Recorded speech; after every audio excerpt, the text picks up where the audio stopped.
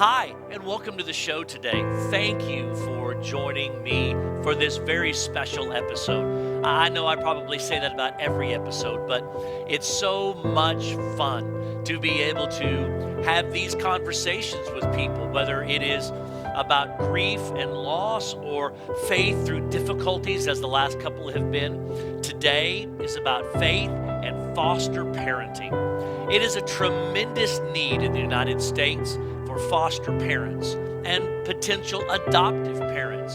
Today on the show, we have both. We have Josh and Chelsea Williams. Many years ago, they decided that they wanted to be foster parents and hopefully to adopt, and they were able to do both. Here's my conversation with Josh and Chelsea Williams. Well, how's life with two boys in the house these days? Loud. Busy. Yeah. If it would stay at two boys, that'd be one thing, but they found some friends down the street. And so, what was it? Friday night, Chelsea's like, Zechariah's got a sleepover for a birthday party. And so we're going to be a kid short. So I was like all excited, cool. A little bit of a break. Woohoo! No, the three other kids that lived down the street came and stayed at our house. So instead of having two, I had four. Yeah. So Yeah. So it was a blast. lights off, Nerf wars, laser tag, foosball, Xbox, screaming like girls for a bunch of boys. It was. I was gonna say, let me rephrase the question. Chelsea, how is it with three boys in the house? I mean, loud. it's loud. Loud, and it smells. Oh my. Yeah. Yeah. Unfortunately, that doesn't get any better for the next few years. Yeah, I was playing a board game with one of the boys earlier today, and I was explaining it to him because he had never played it. And he kept asking questions, and finally about halfway through, I go, babe, go brush your teeth. Just go. So then we called him Halitosis Joe for the next 30 minutes. Yeah. They get to that age where, you have to remind them to do a few things. This was in mid-afternoon. Like he brushed that morning. Oh. He brushed the morning, he brushed that night. I thought maybe he'd forgotten in the morning. No. He had an extra special day. Extra special day. There and you every go. day they have to come home because they're both in school right now, as opposed to the virtual learning. Okay. So they have to come home and take showers and reapply deodorant. And brush their teeth again. Yep. That's the way it is. Mm-hmm. For about the next 5 years. Great. For the oldest, and then you've got the other, two more tacked on past that. So the youngest is the smelliest. Oh. He's Okay. the more active. Isaiah is more of our music guy. He's more chilled. Okay. Zechariah's like, there's a pile of mud and nastiness, and I need to be in the middle of it. He and Tasmania work well together. Yes. Yes. Yeah. Yeah, kind it's of great. thought that was coming. It's good. There's the smells, but it's a lot of fun every day. Like when we pull up, if we haven't been home, if we've been doing errands, the neighborhood boys all run down and meet us at the truck to see if the boys can go play. So that is new this year, and I love it because it's reminiscent of my childhood, because it was go out and be back at this time. And they're gone, and they come back for snacks and drinks, and they leave again. And sometimes they bring extras, and sometimes they bring one, and it's great. Oh my goodness. I like it a lot. It's perfect for our house. Well, a few years ago, you guys got up on a Sunday morning and played what you called the right-left game. Yes. Where you get to an intersection, right or left, and you ended up at the church where Dulcie and I were serving. Yes. And if I recall correctly, it was about that time in your life that you decided that taking Jesus seriously was something that you wanted to do. Absolutely. Yes. Yeah. It not that you didn't believe earlier, just it wasn't as serious as you decided you wanted to make it. It was the difference between thinking and knowing. I had grown up my entire life, and through my granddad, I knew about Jesus and about church, but to actually give your life over and surrender to what he has planned for you Right. And to let him have the reins of that situation, it didn't happen until we were there. Yeah. I accepted it actually a church camp locally when I was 12. But I was never really like, same thing. It was talked about kind of, and my Sure. grandmother went, but it wasn't a big deal in my life. Right. And so we decided we needed to find a church. And so we played our little game, and it was that church was the first one that we came to that was about to start. So we were dressed. We knew we were going to hit a Baptist church somewhere, and that's where he took us, and we stayed. Yep. So, yeah. So, how has your relationship with Jesus affected your parenting? Because I'm sure you all have friends that aren't letting Jesus affect their parenting. How is Jesus affecting your parenting? Just the mere fact that we are parents is all of his work. And we are going to tell that story in just a second. But Jesus came in and he changed everything for us. The people that he put in our lives at the time, the community around the church, because we had never been parents before. We didn't have biological children. Right. And so like we had been around kids and other people's kids, but as far as actually being parents, we had zero experience going on. Right. And so it was that aspect of it was a lot of the people that he put directly in our lives and the lessons he taught us along the way evolved. Yeah. But when it comes to that, I've got to give a big tip of my hat to Chris McCorder and to Alex Hook, because without those two guys, that Jesus handpicked them and said, "Here, Merry Christmas, Josh. Here you go. And without those, go take care of this boy." Yeah. And I got the wives, and you got the wives. Equally, if not more awesome. Yeah. In fact, at least half that's absolutely true. Chandra's way better than Chris, but that's. Yeah, there was a whole Facebook argument about that the other day, and I think Chandra won that, as usual. Oh, she did. I mean, I learned. I prayed for patience once, and learn not to do that again. Never do that again. That lesson he taught it well. Yeah. And there were tears on my end for it. And Josh is right. The people that were put in our path that helped lead us and teach us how to be parents and the lessons that we saw and how to do things and how not to do things and things that we like and things that we're going to choose to do in our life. And it's just, he gave us a path to follow and people to model ourselves by. And, you know, if we had done this, had we gone through the foster system without the church behind us, which a lot of people do, and that's, it's great that they're still involved in the foster system. Sure. But for us, it would have been a disaster. We truly needed the tribe around us, and he gave it to us. So as we begin to talk a little bit about this, I recall a few years ago, Chelsea, that there was a Mother's Day. You got up and walked out.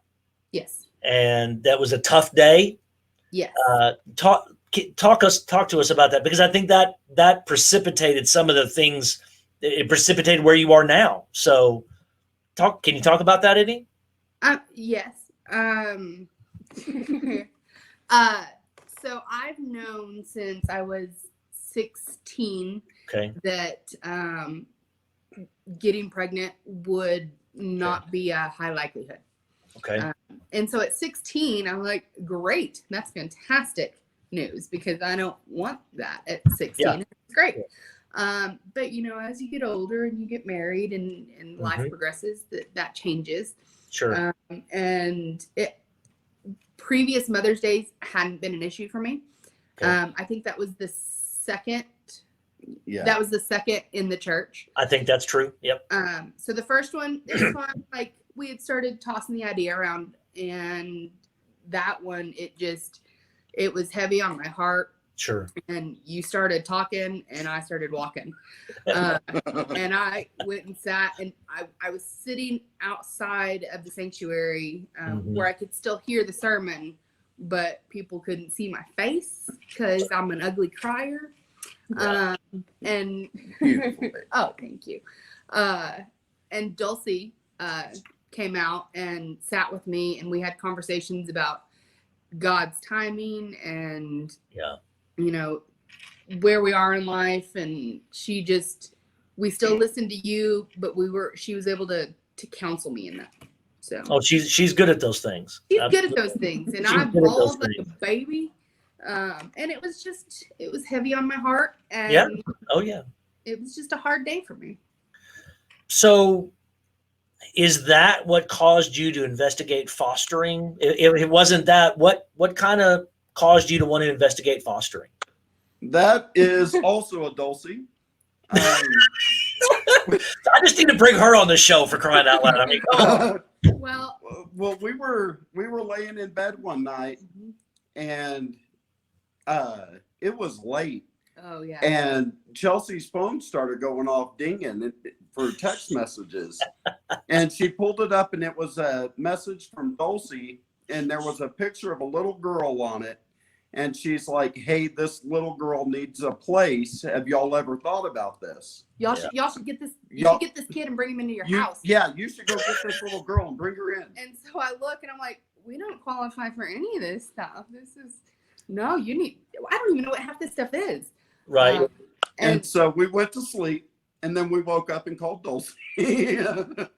And she was probably still awake at that time. So Probably, Oh, yes. absolutely. So I've known since 16 that I couldn't, and so adoption and fostering has always been something that's been in my head, Okay. because I knew that if I was going to be a mama, that was How that's how it's going to happen. how it was going to be. And so he was aware of that from the beginning, and we hadn't really ever made any plans or taken any action towards it. And we got that message from Dulcie, and so we're laying in bed laughing, going, whatever, it's fine, whatever. And then Dulcie was kind of like, well, why not? What does it hurt to go and just take a look? You never know. Right. I mean, whatever, but you never know. And so we went from there. Yeah. So what's the process like? I mean, if somebody was interested in fostering, I mean, what's kind of the process? For us, the process, we went from that conversation with Dulcie, and she's like, we had some other members of the church that had already gone through the process. And so Dulcie happened to have some paperwork for him. She's like, there's this group called Arrow. No. Nope. That's not what happened. Okay. Okay. Dulcie put us in contact with Tara Thornton, and we talked on the phone. Who with had Tara. gone through Arrow? Yes, who adopted through Arrow.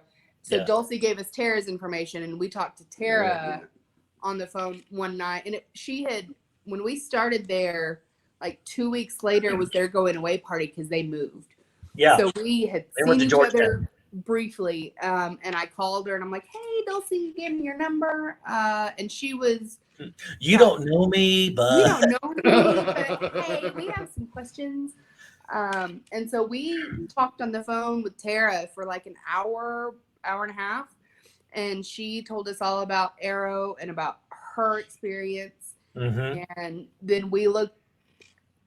You can adopt straight through CPS, which is, they have their own set of hoops you have to jump through. Sure. And then in Amarillo at the time, there were 6 different agencies that you could go through also, which they also have their hoops, but you get an extra, for us, we felt you got an extra support system going through one of the other agencies, and they put a barrier between you Okay. and CPS.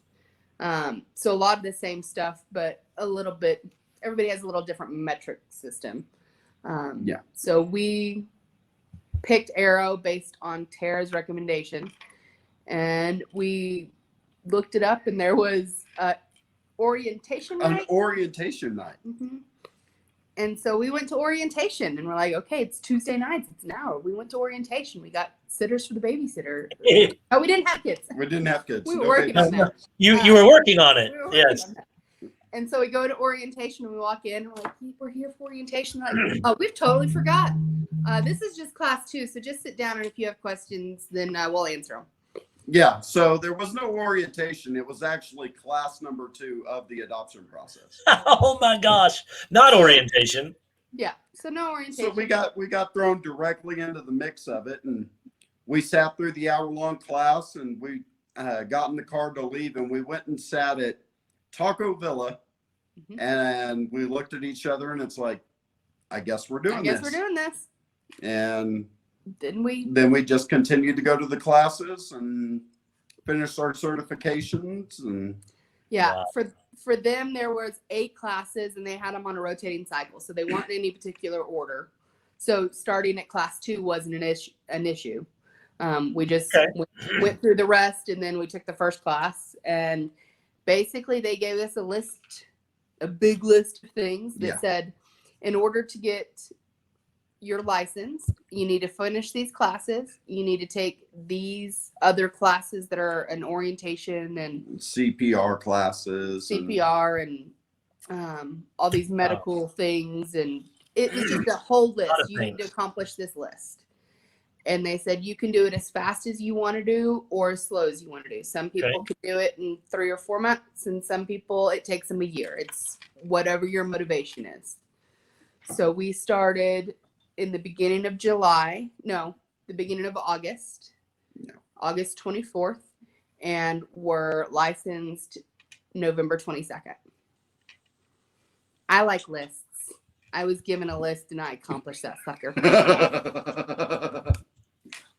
I put it in an Excel spreadsheet. I had highlights. Oh my gosh. I love lists. And see, this is why Josh knows the broad strokes of the story and Chelsea Yes. knows all the Yes. details of the story because it's in a Yes. spreadsheet. We work together well. She fills in all of my blanks. It works great. Always So, have. so how long was it from the time you completed your list until you were contacted for your first possible foster? It was probably a couple of weeks. Once you get your certification, they start sending you notifications Okay. every time a child pops out. Right.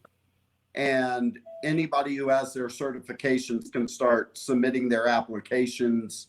And you have to, at the time anyway, you had to do it based on every individual case. Yeah. Wow. And so, So we gave them parameters. We said that we wanted one. We would consider 2 children. We wanted between 3 and 5 years old because our goal was potty trained. And we Slacker. Yeah. You skip potty training. I mean, it's like, come on, That was man. the plan. If God How let did me that get happen? pregnant, then I'm I gonna mean, miss diapers. seriously, how does this happen? And so we picked boys. We only wanted boys because God made me a boy mama. And yes, and so our caseworker suggested, she goes, you may want to look at some other parameters, and we had no. And she said, okay, so you may not want children that have experience with fire, as far as starting fires. And we're like, that's good. Let's put that down. Yeah, let's add that.